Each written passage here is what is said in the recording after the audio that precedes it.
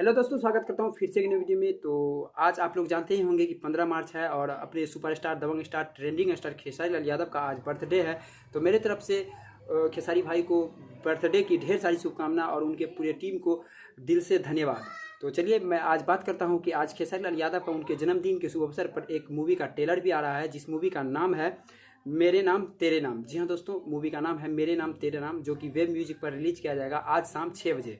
जिसे कि आप पहले देख चुके होंगे कि फरिश्ता मूवी आया था और किस तरह तांडव मचाया था पूरे यूपी बिहार के सिनेमा घरों में। एक आदमी 5-5 टिकट कटाकर हॉल में देख रहे थे और सुपर डुपर हिट चला, अभी भी चल रहा है। और यह आज इस मूवी का ट्रेलर आ रहा है, तो यह मूवी कैसा बना है आप लोग हमें कमेंट में बताइए। और इस मूवी में खेसारी लाल और खुशबू शर्मा आप सभी को देखने को मिलेंगे, तो विचार कीजिए। तब तक यह वीडियो कैसा लगा आप लोग हमें कमेंट में बताएं। और आज खेसारी लाल का बर्थडे है, तो विश कीजिए आप लोग भी। जो भी नहीं देखे वीडियो को शेयर कीजिए प्लीज़, सभी जगह फैल जाना चाहिए कि आज मूवी का ट्रेलर आ रहा है मेरे नाम तेरे नाम। तो मिलते हैं शाम को। जय हिंद, जय भारत।